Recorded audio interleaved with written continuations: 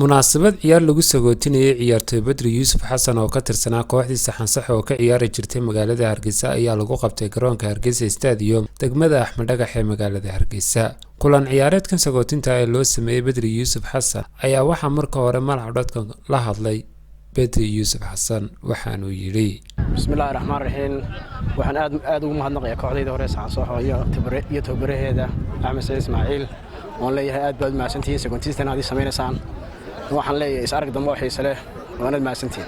sidoo kale madasha kulan ciyaareedkan waxaa malcadadkan kala hadlay macalinka kooxda wasaaradda biyaha Hargeysa Saciid Ango, kabtanka kooxda ciidanka booliska Cabdiraxmaan Ilka Case, ciyaartoy Cabdicasiis Garyar oo kooxda ciidanka gaashaan ka tirsan iyo qaar ka mid ah ciyaartoydii kooxdan Saxan-sax qaarkood waxaana yiraahdeen waxaan mahadnaqayaa dadweynaha ka soo qayb galay ciyaartan lagu sii sagootiyo laacibkii qiimaha badnaa Badri Yuusuf Xasan oo aanu sagootiyno tiimkaygii aan macalinka waqtiga dheer soo ahaa ee Saxan-sax oo dhammaan laacibadii kooxdan ay wada joogaan sidaad ka wada arkayseen.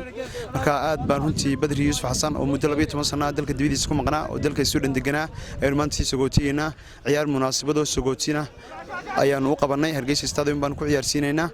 runtii waxa laacib aad u qiimo badan Badri Yuusuf Xasan, laacibo badan baa iska soo garab ciyaareen oo ka mid yahay kabtanka gobolka Hawd iyo kooxda booliska Cabdiraxmaan Warsame Ilka Case, Cabdicasiis Garyar kooxda gaashaan iyo Hawd buu soo ciyaaray, Xamse Saxardiid oo daad mareer iyo Hawd buu soo ciyaaray, Khadar Cabdi Said Shabcaan oo isna dawladda hoose iyo xulka gobolka Maroodijo soo ciyaaray. laacibo badan oo kooxdan sidaad ka wada arkaysaan Saxan-sax soo ciyaaray bay iskooda loodahaayeen. marka aad baan runtii ciyaartan maanta aan ku sii sagootiyeen ugu faraxsanahay. waxaan kaloo aad ugu mahad celinayaa tiimka kale ee selectionka u badan ee ay hogaaminayaan Maxamed Gadraawi macallinkii weynaa iyo Cabdi Fataax Shambadhiidho macallinka kooxda gaashaan ahna kabtankii Maroodijo. aad baan iyagana ugu mahad celinayaa sagootintana Badri. waxaan leeyahay Badri bay Allah ku nabad geliyo. shakhsi nagu qiimo badan baad Badri Yuusuf Xasan oo laacib qiimo badan baad ahayd, dalka sharaf iyo magacba ku lahaa, garoonadana in badan wacdara ka soo dhigay.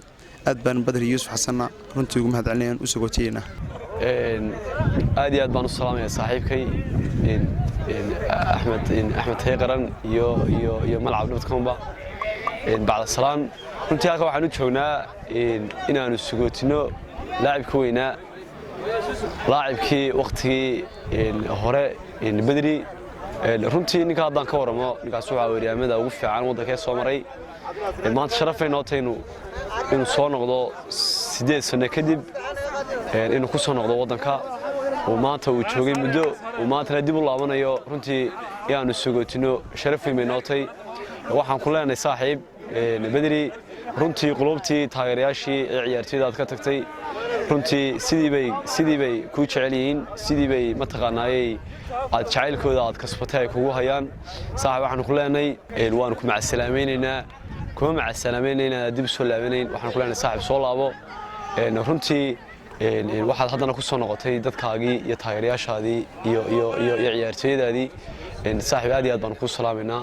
runtii ciyaar qiimo badan oo laacibadii waddanku ay isugu yimaadeen Shambadhiidho oo ciyaartoydii ugu fiicnaa Soomaaliland soo mara. maantana macallinkii muxuu ahaayay kooxda gaashaana tababare Saciid Axmed Saciid Ismaaciil baa jooga. waxaa jooga taageeri ruuxiga ahaa dadku aad ku yaqaaneen Saki. runtii ciyaartooy badan oo daayar baa ku sugan. runtii Badri bay dadkaas soo dhaw yimaadeen. waxaan leenahay Badri soo dhawow waana ku sagooteena. ilaahay baa mahad leh. mar labaadna waxaan u mahad celinayaa malcad.com oo si sharaf leh si qiimo leh ag noogu yimid garoonka stadiumka annagoo sagootina Badri Yuusuf Xasan oo ilaa in badan ilaa 2004 ilaa 2008 aan soo xayn oo markii dambe halka iyo qurbaha aan babaxay ciyaarta oo yimid dhawaan imankana u qaban ciyaar munaasabada oo si qiimo leh iyo si sharaf leh ciyaartoydii iyo caasimaddu ay aad ugu sagootinayso. macallin Saciid Snookan uu joogaan dhammaan. waxaan leeyahay saaxiib Badri Yuusuf Xasan oo in badan iskaga ciyaarinay ayaan leeyahay saaxiib ilaahay safar khayr qaba kaaga dhigo. anigoo magacaygu yahay Ramadaan Cabdi Xuseen kana mid ah kooxda Saxan-sax ahna kabtanka kooxda Saxan-sax. waxaan maanta halkan ku sagootiyeynaa Badri Yuusuf Xasan oo ka tirsan ciyaartoy ka mid ahaa kooxda kubadda cagta ee Saxan-sax.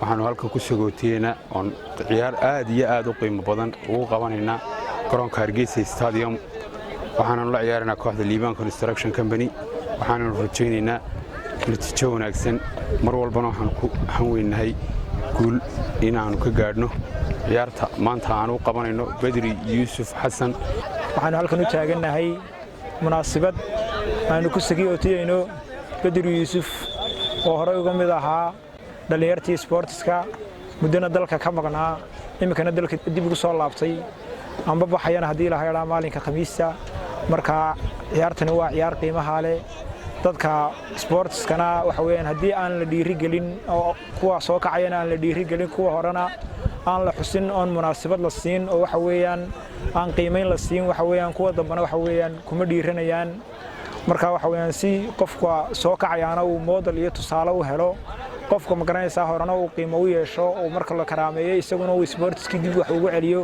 munaasabada waxaan u sameeynaa Badri Yuusuf haddii aan ka hadlo ciyaartan maanta waxay daaran tahay horta ciyaartan waxaan ku sagootiynaa Badri Yuusuf Xasan oo muddo ilaa 15 sano ka soo tiim ahayn oo imika ciyaartu ka yimid wadanka Sweden ka bacdi waxaan u sameeynaa ciyaar sagootiya aan ugu qaban doonaa maanta ay ka dhacaysa Hargeysa Stadium waxaana ku wada ciyaaraya kooxdii ayaga saxsaxay Liibaan marka ciyaartani waxa ay daaran tahay ninkan inaanu sagootino maadaama uu wadanka ka tagay Khamiista horta muhiimadda koobaad in maanta ugu talagalay ciyaarta waxaana soo nagaasamay macalinkayaga Saciid Axmed Ismaaciil oo muddo dheer kooxda soo leeliyay tababaran u ahaa kooxdan horta marxalado badan bay soo martay ilaa ilaa B way soo martay walow markii dambe waqtigii dambe ay kooxdu kala tagtay ciyaartooyda qarna kooxaha imika ay eeda u ciyaaraan bayla 5 ciyaartooy munaasabadan ciyaarta ah ayaa dhex martay kooxaha Saxansaxo iyo kooxda Liibaan Construction waxaana ciyaartaasi ku soo laatay 3-2 guusha ku raacday kooxda Liibaan Allah kugu nabadgeliyo walaal Badri Yuusuf Xasan adigoo nabad ah inagoo nabad ah haddii alla idmo Axmed Qaran wararka malcab magaalada Hargeysa.